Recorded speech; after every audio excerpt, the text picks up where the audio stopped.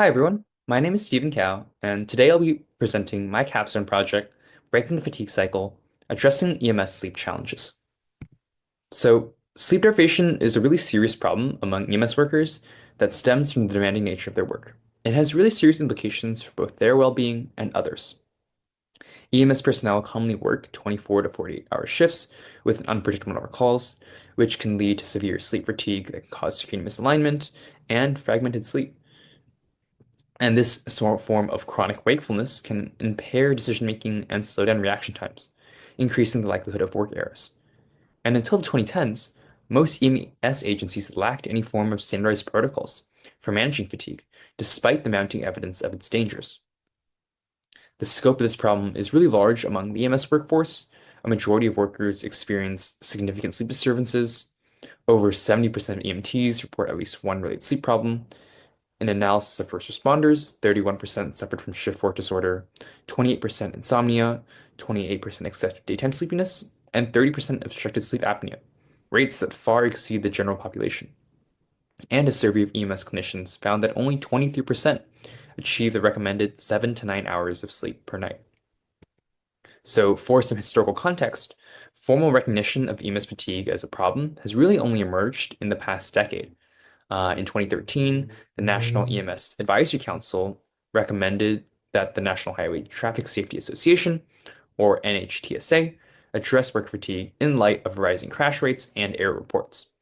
In 2018, the organization published fatigue management recommendations, which include fatigue surveys, working less than 24 hours, caffeine access, nap opportunities, and additional training. And subsequent trials from 2022 to 2023 evaluated these programs and demonstrated measurable reductions in self-reported fatigue.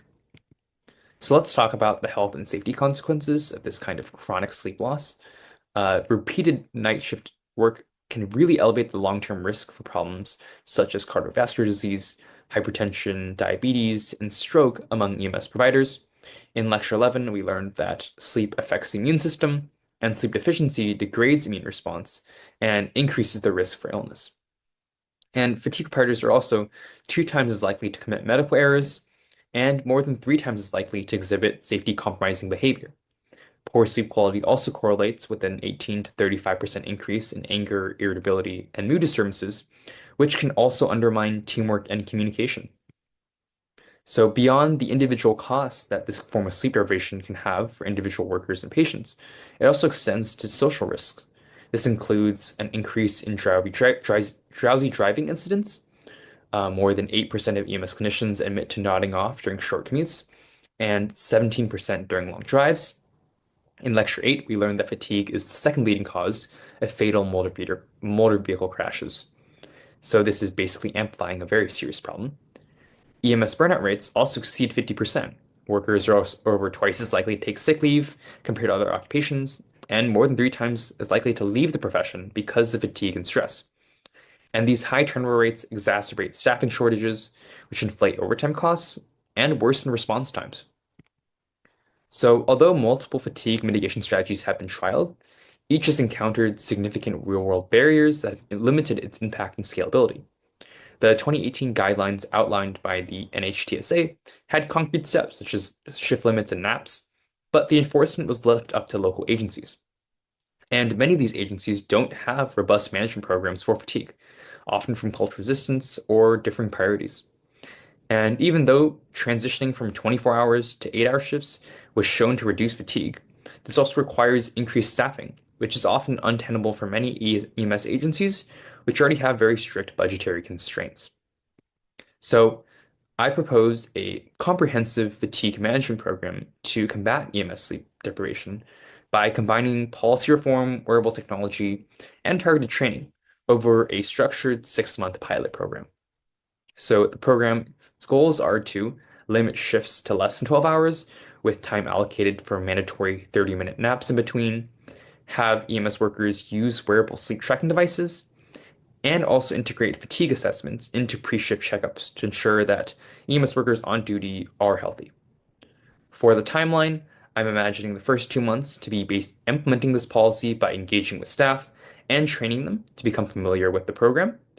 In the next 2 months, we should focus on active data collection through sleep tracking from the wearable devices, safety event logs, and feedback surveys from staff themselves. And for the final 2 months, I believe that we should have an analysis of the sleep and safety outcomes of the EMS workers and potentially refine protocols before finally deciding whether or not we should implement this pilot program full time. So, implementing this kind of program definitely requires overcoming financial, cultural, and technological obstacles. First of all, there are definitely financial constraints. This would require additional staffing, and device costs may exceed current budgets.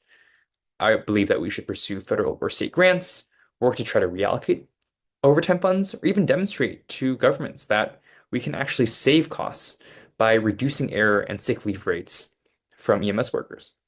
There's also the challenge of cultural resistance. There are often long-standing shift traditions and skepticism that may hinder its adoption among EMS workers, but I believe these can be overcome by designing policies with frontline staff and sharing pilot success stories.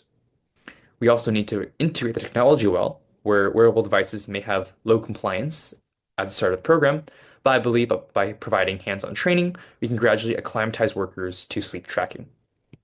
So, if deployed successfully, I believe this program can yield broad benefits across EMS worker health, patient safety, and the general robustness of the EMS organization. I believe we can have significant improvements in overall sleep quality and a reduction in fatigue among EMS workers, as well as a greater awareness in the workforce about the importance of addressing sleep health. We can also work to enhance patient safety with fewer fatigue-related errors and make sure the workforce is more sustainable with lower burnout rates. So thank you for listening so much. I hope you enjoyed my presentation, and if you'd like to learn more, here are some references.